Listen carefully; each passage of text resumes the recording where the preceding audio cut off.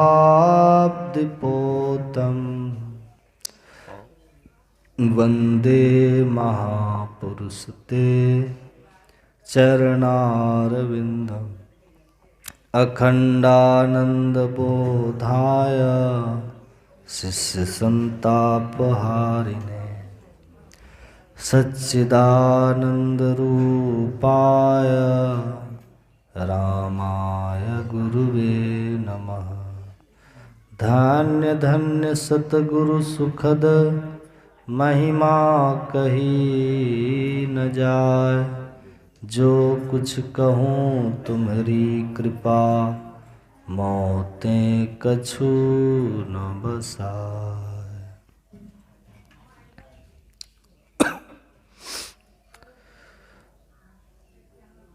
अर्चनीय वंदनीय पूज्य साधु समाज के चरणों में नमन।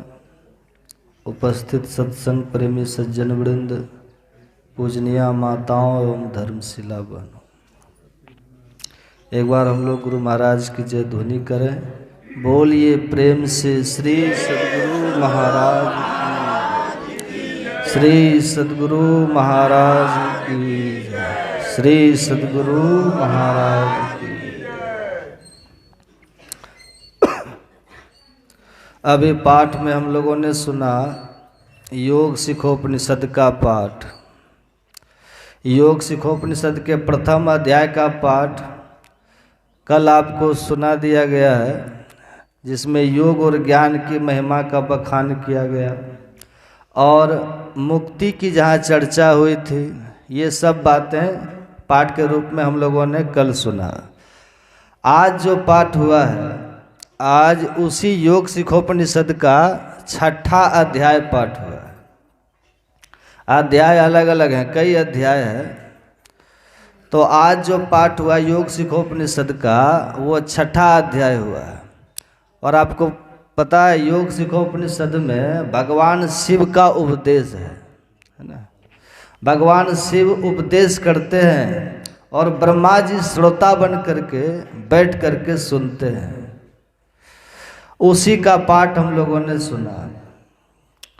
हम लोगों का शरीर है, ये मानव तन है।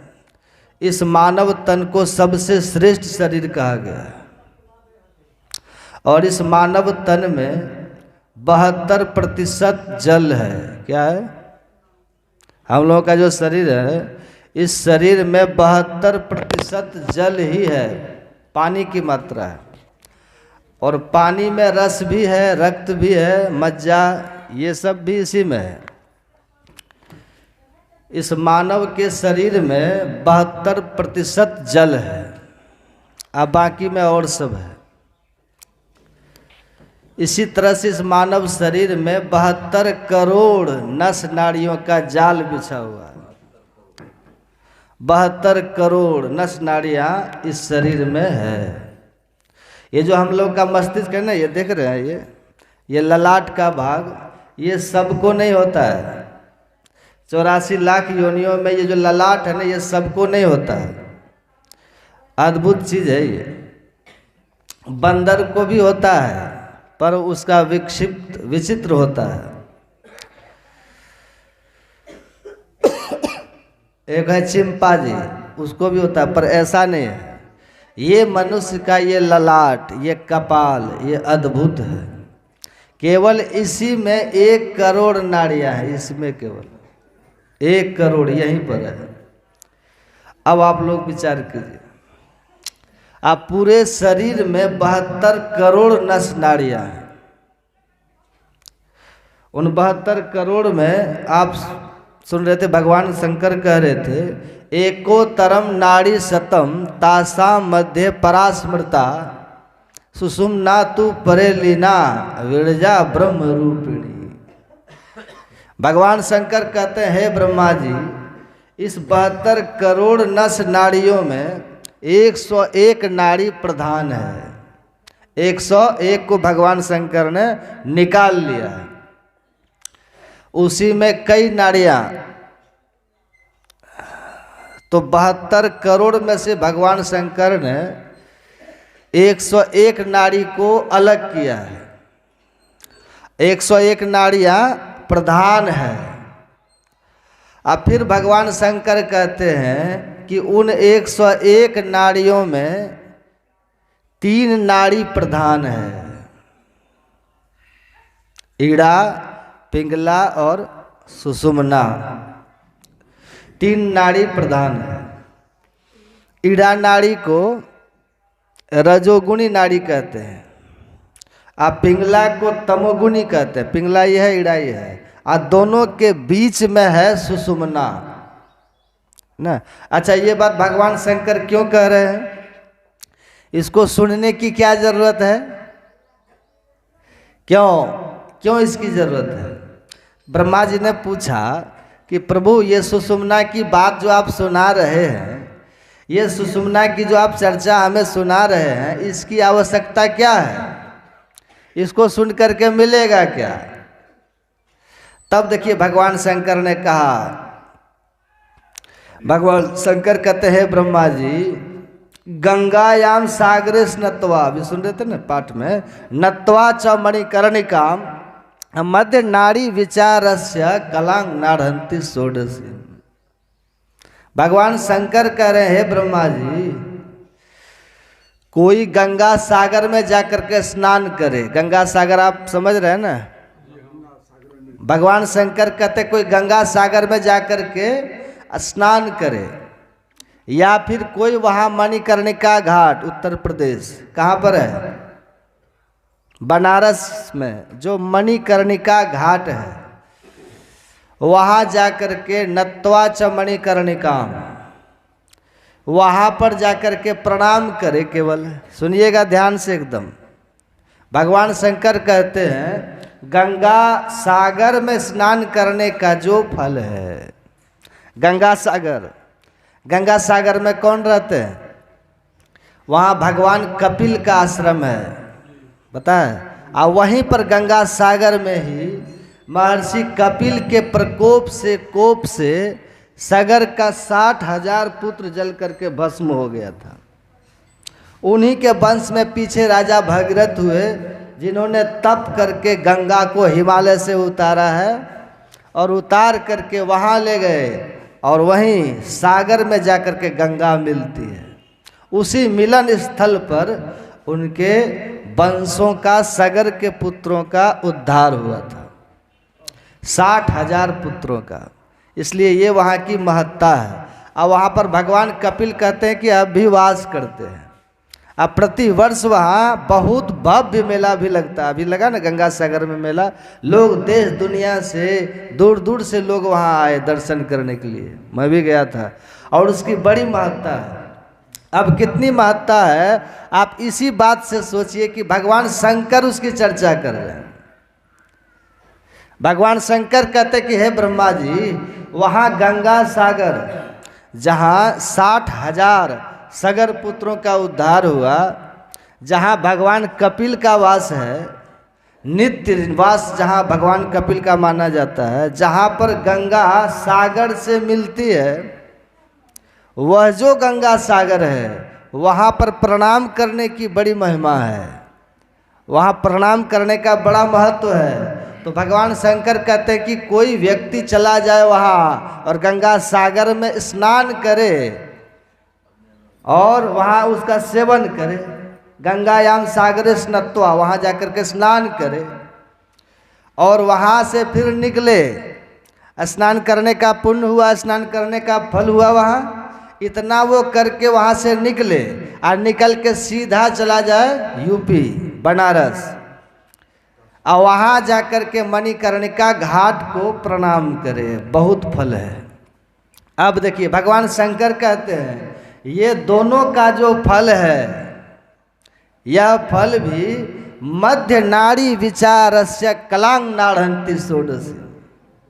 भगवान कहते हैं मध्य नाड़ी का जो विचार है, मध्य नाड़ी मतलब सुषुम्ना, सुषुम्ना का जो विचार है, सुषुम्ना के बारे में जो सुनते हैं, जो समझते हैं, जो विचारते हैं, ये सुनने समझने और विचारने का जो फल है, भगवान शंकर कहते हैं यह फल जो है सुषुम्ना के बारे में सुनने समझने और विचारने का जो फल है, यह फल उससे 16 गुना अधिक है। कौन बोल रहे हैं ये बात? कौन बोल रहे हैं? भगवान शंकर। भगवान शंकर झूठो बोलते हैं? झूठ भी बोलते हैं? नहीं नहीं, किसी को शक है? भगवान शंकर कैसे देवता है पता है? भगवान शंकर एक ऐसे देवता है जिनको असत से बहुत नफरत है। और पता है आप लोग को, एक असत के चलते भगवान शंकर ने सती जैसी साध्वी धर्म पत्नी का परित्याग कर दिया है। विचार कीजिए, वो भगवान शंकर कह रहे हैं कि गंगा सागर में स्नान करने का जो फल है, अब मणिकर्णिका घाट पर जाकर के प्रणाम करने का जो फल है, ये जो दोनों फल हुआ, इसका 16 गुना जितना फल होना चाहिए, वह फल इस सुषुम्ना के विचार मात्र से प्राप्त हो रहा है आप लोगों को, सुनने से केवल। अच्छा, दान करने से क्या होता है? पुण्य होता है ना, पर तुरंत दिखता है क्या? भूखों को भोजन कराने से क्या होता है? कहते हैं पुण्य होता है, पर तुरंत दिखता है। वो स्टोर हो रहा है, आपका जमा हो रहा है, हमारा पुण्य जमा हो रहा है। लोग कहते हैं ना, कुआं खोदवाने से, अस्पताल बनवाने से, विद्यालय बनाने से क्या होता है? बोले पुण्य होता है। तो क्या वो पुण्य तुरंत दिखता है? ऐसा विश्वास हम लोग करते हैं कि ये जो सत्कर्म हम लोग कर रहे हैं, पुण्य कर्म हम लोग कर रहे हैं, इसका फल जमा हो रहा है, आज समय से हमको वो मिलेगा। ऐसा हम लोग विश्वास करते हैं कि नहीं? यही भगवान शंकर कहते हैं, अगर पुण्य की बात आप करते हैं तो विश्वास कीजिए। अगर कोई सत्संग में बैठ करके और चर्चा करे, इस सुषुम्ना विषयक चर्चा करे, सुषुम्ना के लिए विचारे, सुषुम्ना के लिए सुने समझे, तो ये सुनने समझने से जो पुण्य होता है, भगवान शंकर कहते हैं ये 16 गुना अधिक होता है। किससे? गंगा सागर में स्नान करने से और मणिकर्णिका घाट को प्रणाम करने से। विश्वास हो रहा है कि नहीं? विश्वास नहीं हो रहा है? भगवान शंकर का वचन है। तब भी भगवान शंकर को इतना कहने के बाद भी संतोष नहीं हो रहा है। आगे भगवान शंकर कहते हैं कि और सुनिए हे ब्रह्मा जी, अनेक यज्ञ दानानि व्रतानि नियमस्तथा सुषुम्ना ध्यान लेशस्य कलांग नारहन्ति षोडशी। अनेक यज्ञ, भगवान शंकर कहते हैं अनेकों प्रकार का यज्ञ कोई व्यक्ति करे, है ना, और बहुत तरह से दान करे, यज्ञ करे, दान करे, और व्रतानी, व्रत का परिपालन करे, व्रत करे। अभी देखते हैं ना कितने व्रत करते हैं लोग, माताएं सब, जो भी व्रत है, जो भी करते हैं, कितने पर्व हैं, कितने व्रत है, ये सब जो व्रत है। अब व्रत के पहले क्या लगा हुआ है? अनेक लिखा है, मतलब कई तरह का व्रत करे और विविध प्रकार के नियमों का पालन करे। इसका जो फल है, भगवान शंकर कहते हैं वो सुषुम्ना ध्यान के, सुषुम्ना विचार के 16वें भाग के बराबर भी नहीं है। कितनी बड़ी बात है ये, समझ रहे हैं आप लोग? कितनी महिमा है इसकी। भगवान शंकर से ब्रह्मा जी पूछते हैं कि प्रभु एक बात बताइए, दुनिया में सबसे बड़ा तीर्थ कौन है? इस संसार में सबसे बड़ा तीर्थ कौन है जिस तीर्थ का हम सेवन करें? तो भगवान शंकर ने तुरंत कहा उनको, वही योग सिखोपनिषद में भगवान शंकर कहते हैं सुषुम्नैव परम तीर्थम, सुषुम्नैव परम तीर्थम, सुषुम्ना ही सबसे बड़ा तीर्थ है। आप क्या कहते हैं? त्रिवेणी संगम सबसे बड़ा तीर्थ है। आप लोग क्या कहते हैं? गंगा सागर सबसे बड़ा तीर्थ है। तो आपकी बात सत्य है कि भगवान शंकर की बात सत्य है? किनकी बात सत्य है? देखिए, भगवान को मानना अलग चीज है, भगवान की मानना अलग चीज है। यदि भगवान की प्रसन्नता आप चाहते हैं तो भगवान की बात को माननी पड़ेगी। भगवान कहते हैं अगर तीर्थ की बात पूछते हो ना तो भगवान कहते हैं सुषुम्ना से बड़ा कोई तीर्थ है ही नहीं, कोई तीर्थ नहीं। अब दुनिया के किसी भी तीर्थ में आप चले जाइए, हम मानते हैं कि तीर्थों में जाने से पाप खत्म होता है, ये है भी, तीर्थों में जाने से पाप खत्म होता है, ये हम मानते हैं। लेकिन एक और बात है, क्या? अगर तीर्थ में गए तो पहले का किया हुआ कुछ पाप खत्म होता है, और यदि तीर्थ में आपसे पाप हो गया तब क्या होगा? अगर तीर्थ में पाप हो गया तो तीर्थ में किया हुआ पाप वज्रलेप हो जाता है। तीर्थ का पाप मिटता नहीं है कभी, उसको भोगना ही पड़ता है, ये खतरा है वहाँ। और आप जा कर के देखिए ना, हरिद्वार चले जाइए हर की पेड़ी में, ऋषिकेश चले जाइए लक्ष्मण झूला राम झूला में, आपको वहाँ पता चलेगा। चले जाइए वृंदावन, चले जाइए मथुरा, वहाँ देखिए जमुना किनारे जाके क्या क्या होता है, गंगा सागर में जाकर के देखिए क्या क्या होता है। अब इसका मतलब ये नहीं कि हम दुर्गुण देख रहे हैं, दुर्गुण देखने की बात नहीं कर रहे, पर जो हकीकत है वहाँ पर जाकर के आप लोग देख लीजिए, जितना पुण्य होता है ना उससे कई गुना बढ़ करके वहाँ पाप होता है, हो रहा है। ये धर्म ग्रंथों में लिखा हुआ है, भागवत में भी लिखा है कि ऐसे ऐसे पापी लोग तीर्थ में जाकर के वास करने लगे जिससे तीर्थ का महत्व खत्म हो गया। लेकिन हम लोगों के मन में तब भी बैठा हुआ है कि गंगा सागर जाकर के स्नान करना चाहिए, मणिकर्णिका में जाके प्रणाम करना चाहिए। इसकी महिमा तो है, नहीं है सो बात नहीं है, लेकिन भगवान शंकर कहते अगर आप वहीं अपने घर में ही बैठ करके इस मध्य नाड़ी का विचार करते हैं तो उससे 16 गुना अधिक फल मिलेगा आपको घर बैठे। और ये सबसे बड़ा तीर्थ है। त्रिवेणी संगमो यत्र तीर्थराजः स उच्यते, भगवान शंकर कहते हैं तत्र स्नानम प्रकुर्वित सर्व पापे प्रमुच्यते।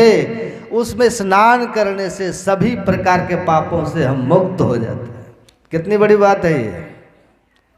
भगवान शंकर कहते हैं सुषुम्नैव परम तीर्थम, सुषुम्ना सबसे बड़ा तीर्थ है। सुषुम्नैव परो जपः, सुषुम्ना सबसे बड़ा जप है। सुषुम्नैव परम ध्यानम, सुषुम्ना सबसे बड़ा ध्यान है। सुषुम्नैव परा गति, सुषुम्ना सबसे बड़ा कल्याणकारिणी है। इससे बड़ी बात और कुछ है? भगवान शंकर कहते इस पर विचार कीजिए। पता है 72 करोड़ नस नाड़ियां हैं, सुने ना, उसमें से कितने को निकाले भगवान शंकर? 101 को निकाले।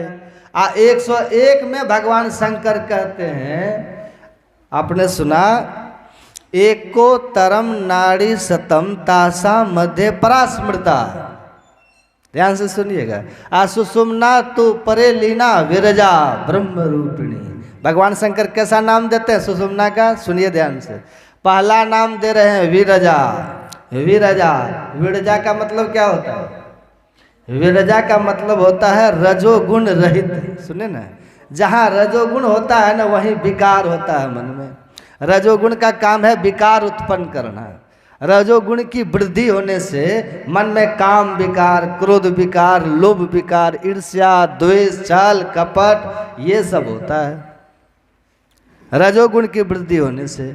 और जो तमोगुण जब बढ़ता है तो तमोगुण के बढ़ने से क्या होता है? आलस, निद्रा, जम्हाई, नींद, ये सब आता है।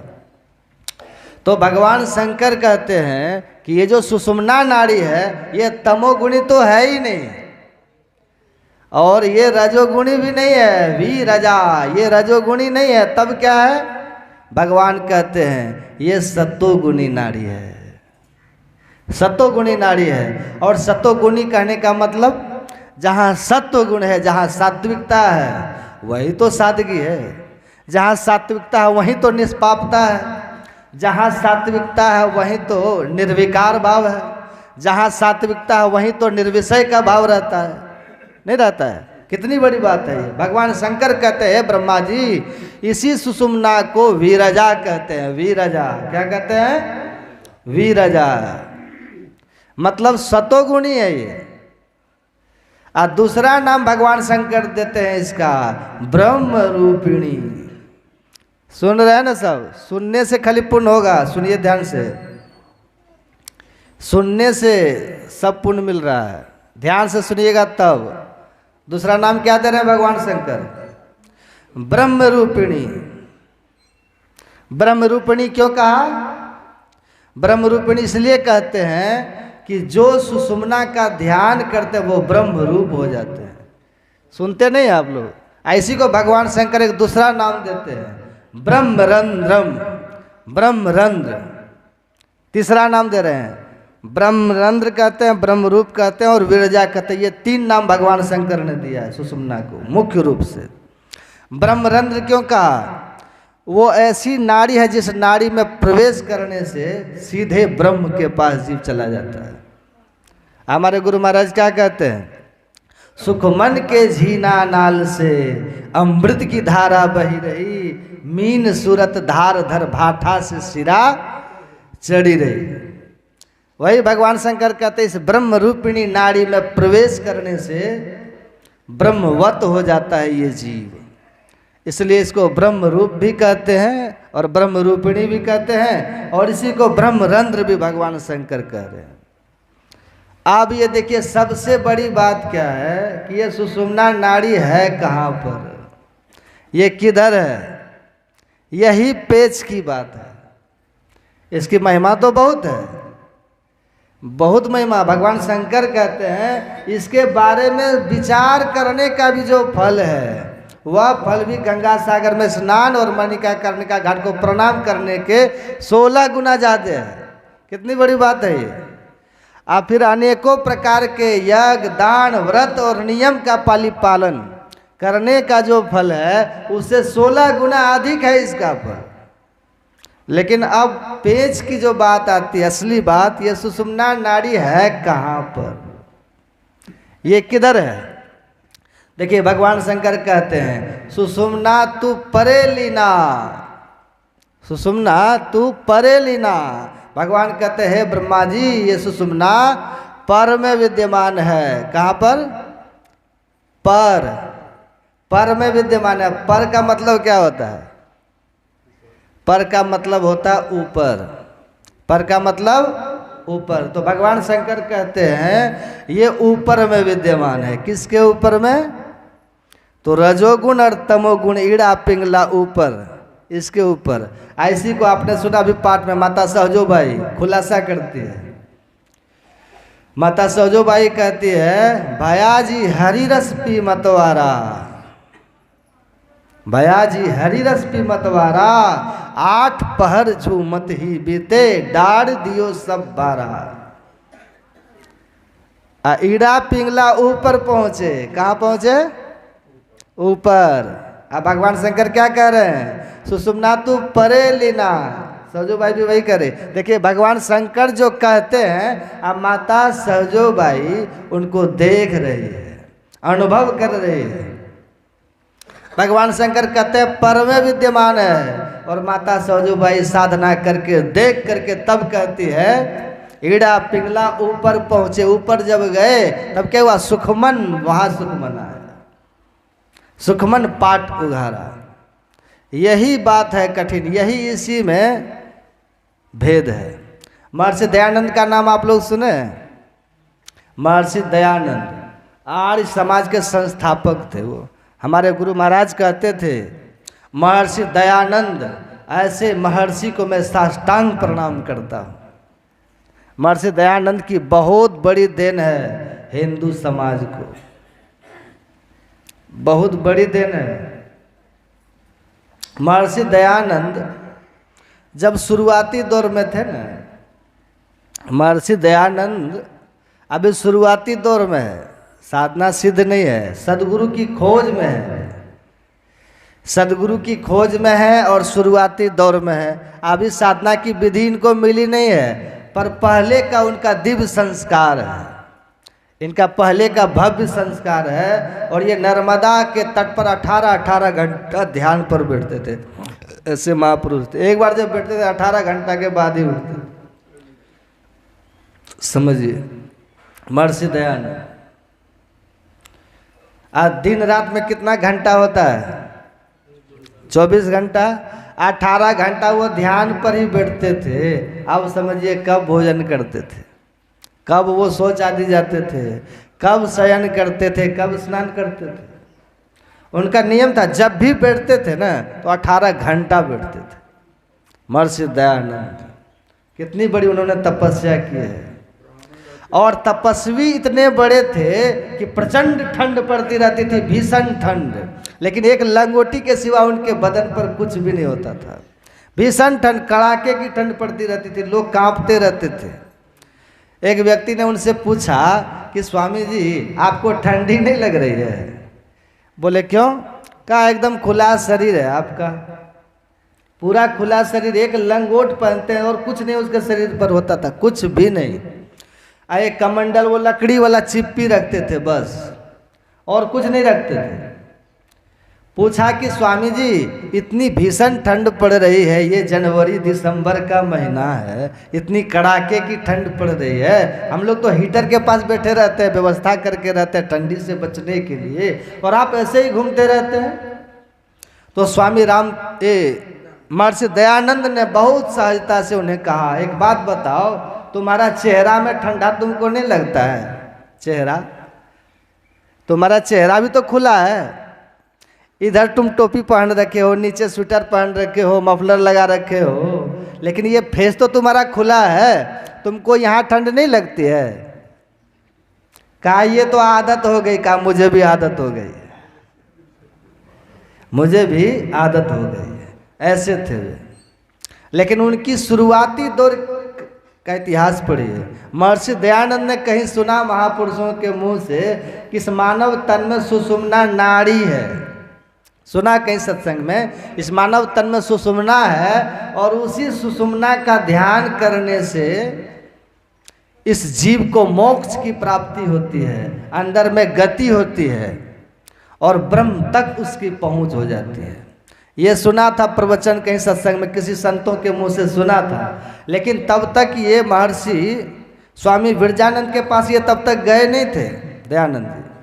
अब इनके मन में होता है कि जब सब महापुरुष ऐसा कहते हैं कि मानव के तन में ये सुषुम्ना नाड़ी है, तो एक बार देखना चाहिए कि किधर है।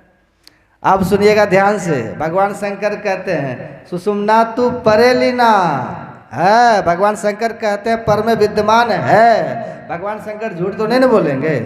अब माता सौजो बाई ध्यान करके अनुभूत करके तब कहती है ईड़ा पिंगला ऊपर पहुँचे, मतलब मैं पहुँच गई। अब वहाँ जा करके मैंने सुखमन पाठ उघाड़ा, सुषुम्ना के पाठ मैंने उघाड़ा, और तब क्या हुआ, वहाँ जैसे उघरा तो क्या हुआ, पीवन लगे सुधा रस जब ही, वहाँ अमृत रस पीने लगा। हमारे गुरु महाराज वही कहते हैं ना, सुख मन के झीना नाल से अमृत की धारा बही रही, वो अमृत है, उसको मैंने पिया। माता सौजोबाई कहती है।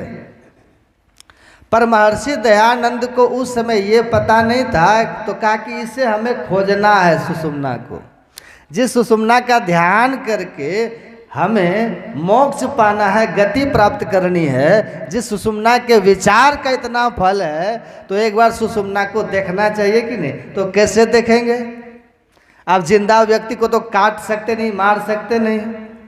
नर्मदा नदी के किनारे जाते हैं महर्षि दयानंद, और किनारे वो खड़े हो जाते हैं।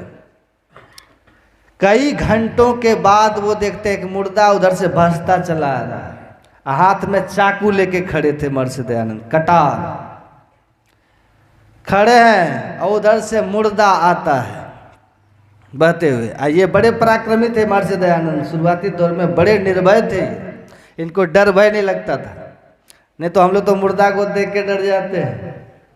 और उन्होंने जैसे देखा मुर्दा उधर से भसता चला आ रहा है, लगा दिया उन्होंने छलांग लगाया, और जाके पकड़ा मुर्दा को, खींच करके लाया किनारे, ला करके तब जो सुना था ना सत्संग में कि यहाँ पर दोनों आंखों के ठीक मध्य में होता है सुषुम्ना, तो ऑपरेशन करना शुरू किए वो कि देखे सुषुम्ना किधर है। वो खोद खाद के पूरा शरीर, वो जो करते हैं ना डॉक्टर लोग, क्या कहते हैं उसको, पोस्टमार्टम जो करते हैं, हथौड़ा से चूड़ देता है, तलवार से काट देता है, पोस्टमार्टम में छत विछत कर देता है, देख नहीं पाइएगा। पर महर्षि दयानंद को एक जुनून था भीतर में, एक जज्बात उसके भीतर में, हमें ये देखना है किधर है ये सुषुम्ना जिनकी इतनी महिमा है। और ये जानते हैं ये सच्चे शिव की खोज में निकले थे महर्षि दयानंद, सच्चे शिव। शिवालय में बैठे थे ना महर्षि दयानंद, इनके घर वालों ने शिवालय में जाकर के शिवलिंग की पूजा की, कहा कि यहाँ पर भगवान शंकर रहते इसलिए हम लोगों ने भगवान शंकर की पूजा की।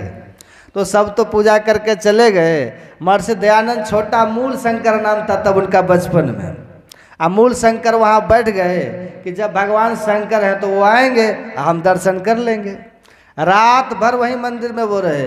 एक घटना क्या घटती है, वो देखते हैं कि जो प्रसाद उरसाद चढ़ा हुआ था ना शिवलिंग के ऊपर, अगल बगल आजू बाजू जो प्रसाद चढ़ा हुआ था, देखते हैं उधर से चूहा निकलता है।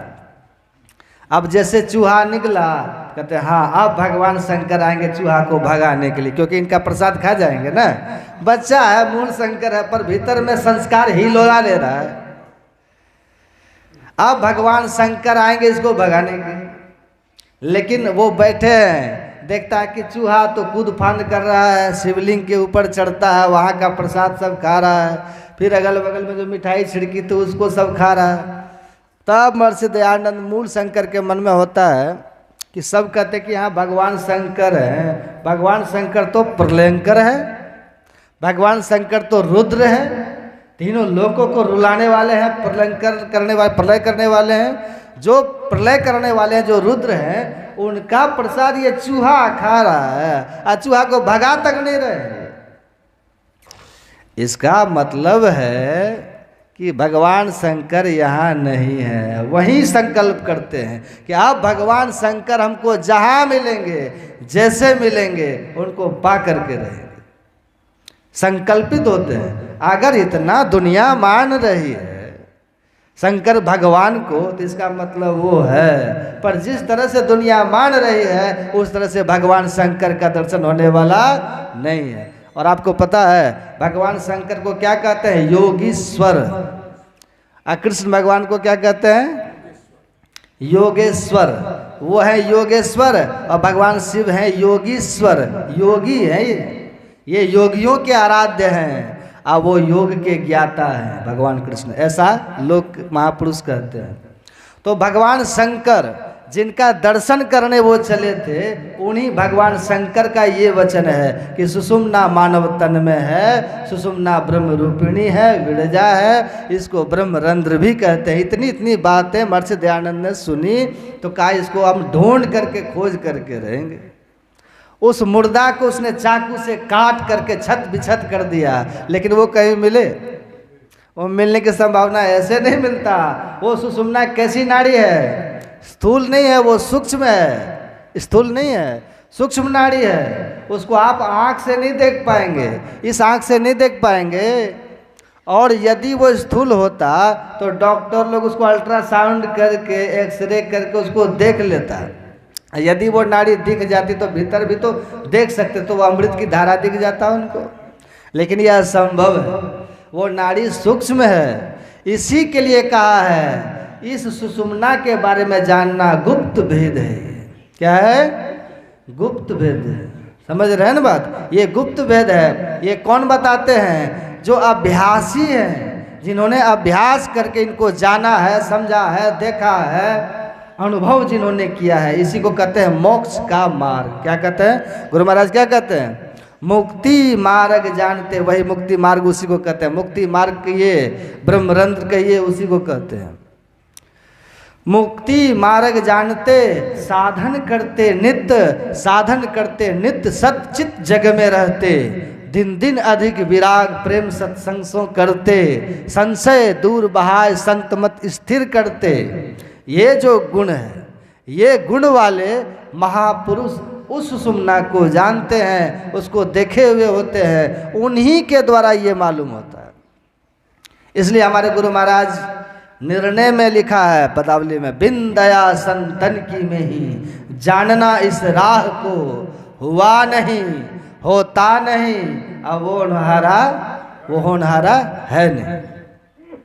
इसी के लिए प्रवचन कितना भी आप सुन लीजिएगा ना, बात समझ में नहीं आएगी। दीक्षा में भी एक दो बार में तो समझ में बात आती ही नहीं है। जो बारंबार जो दीक्षा लिए हैं ना, बारंबार सत्संग सुनते हैं और अपने से विशेष ज्ञानियों से जिज्ञासा करते हैं, तब उनको समझ में आती है। मैंने सुना है पूज्यपाद भुजंगी बाबा कहते थे कि मैंने 52 बार इनके विषय में सुना है गुरु महाराज के मुख से, आप समझ में आता है कि क्या है ये। उनको हम देखे नहीं हैं, लेकिन ऐसा कहते हैं उनके सेवकों से, उनके सेवक लोग ये बात कहते हैं। इतनी बार जब मैंने सुना तो पता चला कि ये सुषुम्ना क्या है, दशम द्वार क्या है। कितनी बड़ी बात है। इसलिए कहते हैं भेद यह गुप्त पाना किसी ग्रंथ से है असंभव, समझ लो किसी संत से। यह समझना बड़ा कठिन है। कहते हैं कुछ मतलब नजर कहीं और निशाना कहीं। गजब की बात है ये। एक सेठ जी जब मरने लगे ना, कहानी गुरु महाराज जी सुनाते थे। इसी सुषुम्ना की बात जब गुरु महाराज करते थे ना, तो ये कहानी बराबर सुनाया करते थे। ये कहानी, एक सेठ जी जब मरने लगे तो अपने बही खाता में लिख दिए थे अपने पुत्र के नाम से। पुत्र तब छोटा था, बच्चा था। लिख दिया था कि पुत्र, मैंने सारी संपत्ति शिवालय के जो त्रिशूल है, त्रिशूल के नोक पर मैंने रखा है, लिख दिया था। वो लिख करके मर गए, चले गए। अब बाद में जब उनका लड़का बड़ा होता है, वो जब पढ़ा उस उनके पिताजी के, उसको जब पढ़ा बयान को, बसीहत बोलते हैं ना, क्या बोलते हैं, बसीहत ही बोलते हैं। जब उसको वो पढ़े उसका पुत्र, तो कहा कि पिताजी कैसे लिख दिए, लगता है कि उनका बुढ़ारी में दिमाग खराब हो गया होगा। ये शिवालय का त्रिशूल तो ये रहा, त्रिशूल की नोक पर कहीं धन रहता है? वहां चवन्नी भी टिकेगी? यहाँ कहते सब धन मैंने वहीं रखा है। ये कितनी बड़ी बात है। वो बेचारा वो कॉपी लेके जहाँ लिख करके रखे थे, वो रजिस्टर ले करके वो घूम रहा है, गांव गांव जा रहा है कि देखिए ना मेरे पिताजी इसमें ये लिख करके गए हैं और अब तो मेरे पास कुछ रहा नहीं, हम तो दरिद्र निर्धन गरीब हो जाएंगे। अब कहिए अब कैसे धन पाएं? पिताजी ने सब धन यहीं रखा है, ये लिखा हुआ देखिए। अब गांव का प्रोफेसर भी फेल, गांव का मास्टर भी फेल, डॉक्टर इंजीनियर सब फेल, नेतागिरी सब खत्म। बता पाएगा वो? न कोई नेता बताएगा, न कोई डॉक्टर बताएगा, न कोई मास्टर बताएगा, न कोई इंजीनियर बताएगा, न कोई प्रोफेसर बताएगा, न मुखिया बताएगा, न सरपंच बताएगा, कोई नहीं बताएगा। कौन बताएगा? जो उसको जानता है। किसको? जो लिखने वाला है।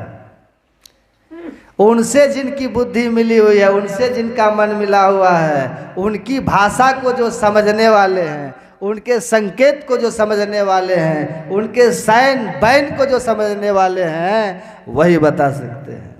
सहजो गुरु प्रसन्न हुए, मूंद लियो दो नैन, अब फिर मौसू यो कहियो समझ ले हुआ सैन। सैन समझिए, इशारा समझिए। कोई नहीं बता सका। अंतिम में किसी ने कहा कि देखो तुम्हारे पिताजी के समय का एक मुनीम है, वृद्ध हो गए हैं वो भी, उनके पास जाओ, क्या पता वो बता दे। अब देखिए इनके भीतर भी जुनून है कि अगर मेरे पिताजी ने लिखा है तो अवश्य ये झूठ नहीं हो सकता। अगर पिताजी ने ये लिखा है तो अवश्य ये यहाँ पर धन है। हम इसको समझ नहीं पा रहे हैं और गांव के किसी व्यक्ति किसी समझ की बाहर की बात है, लेकिन ये है। अब उनके भीतर में एक खोज की प्रबल इच्छा है कि नहीं ये लिखा हुआ है तो बात सत्य है, इसकी खोज करनी चाहिए, इसका पता करना चाहिए। इसीलिए वो सेठ जी का पुत्र चैन से रह नहीं रहा है। वो पता कर रहे हैं, घूम रहे हैं, पूछ रहे हैं कि ये क्या है। ये कितनी बड़ी बात है कि नहीं? अगर वो रजिस्टर को चपेट करके मोड़ करके रख देते तो कभी पता चलता? घूमते रहे, भटकते रहे, भ्रमते रहे, पूछते फिरे किसी ने कहा कि देखो तुम्हारे ही जो मुनीम है ना तुम्हारे घर के, तुम्हारे पिताजी के समय का, अभी वो जीवित है, जाओ उनके पास में, वो आपको बता देगा सारी बात, इसमें रहस्य राज क्या है, जाओ उसके पास। वो जाते हैं उनके पास, मुनीम जी थे, देखा, कहा हाँ ठीक है तो लिखा है, इसमें गलत क्या है, ये ठीक लिखा है। अब जैसे कहा ठीक लिखा है, इसमें गलत क्या, तो उसको लगा कि अब मिल जाएगा धन। कितना संतोष हुआ होगा विचार कीजिए, कितनी उनको शांति भीतर से तृप्ति मिली होगी, कहा मिल जाएगा। लेकिन देखो इसमें महीना भी लिखा हुआ, देखो पढ़ो, फलाना महीना और फलाना तिथि और इतना बजे, ये 3 बातें लिखी हुई है। ये तीनों का संजोग आने दो, ये महीना आने दो, वो तिथि आने दो, हमको बुला लेना। कहा ठीक है। वो तिथि आई, वो महीना आया, वो तिथि आई, दिन के 12 बजे लिखा था, है ना। वो तिथि, वो महीना, दिन के 12 बजे। फिर मुनीम जी को बुलाए। अब देखिए उसमें लिखा क्या था कि मंदिर शिवालय के त्रिशूल के नोक पर दिन के 12 बजे, इस महीना के इस तिथि को दिन के 12 बजे धन निकाल लेना। अब वहां देखे तो कुछ है ही नहीं त्रिशूल में। तब वो मुनीम जी कहते हैं यहाँ नहीं मिलेगा, ये तो संकेत है, यहाँ नहीं मिलेगा। कहा तब का इसकी छाया जहां पड़ती है वहां खोदो। ये तो बात है, इसकी छाया जहां पड़े वहां खोदो। फिर उसकी छाया जहां ठीक 12 बजे पड़ती थी, वहां जब खोदा गया तो ढेर सारा धन उनको मिला, है ना। तो धन वहां था, पर उसकी भाषा को समझ नहीं रहा था। ये मानव तन की विशेषता है। इस मानव तन में सुषुम्ना है, और उस सुषुम्ना ऊर्ध्वमुखी नाड़ी है। वो सुषुम्ना में ब्रह्म ज्योति ब्रह्मनाद है, वो सुषुम्ना ब्रह्मरंध्र है, वो ब्रह्म रूपिणी है, वो सब कुछ है। भगवान शंकर अगर कह रहे हैं तो झूठ भगवान शंकर नहीं बोलेंगे। एक बात और भगवान शंकर ने इसी उपनिषद में, इसी अध्याय में बोले हैं। भगवान शंकर कहते हैं इसके लिए है ब्रह्मा जी, कर्णधारम गुरुम प्राप्य ये मुनिम, ये मुनिम, यही मुनिम है गुरु महाराज। कर्णधारम गुरुम प्राप्य तदवाक्य प्लवदृढ़ अभ्यास वासना सत्य तरंती भवसागरम। गुरु को कर्णधार बनाइए, मल्लाह बनाइए। कर्णधार मल्लाह किसको कहते हैं? जिसको नदी का पता रहता है, जिसको कहाँ भंवर है, कहाँ चट्टान है, कहाँ रास्ता है, किधर खतरा है, ये सब जिनको पता होता है वो कुशल नाविक, कुशल खेवैया होते हैं वो नाव के। तो यही भगवान शंकर कहते हैं गुरु के पास जाइए, उनसे पूछिए। और अभी के लोग क्या कहते हैं? देहधारी गुरु की जरूरत ही नहीं है। भगवान शंकर कहते हैं कुछ, अब भगवान शंकर के मानने वाले कहते हैं कुछ, तो पटरी खाती है बात नहीं। इसलिए हमारे गुरु महाराज कहते हैं बिन दया संतन की में ही जानना इस राह को हुआ नहीं, आज तक नहीं हुआ है।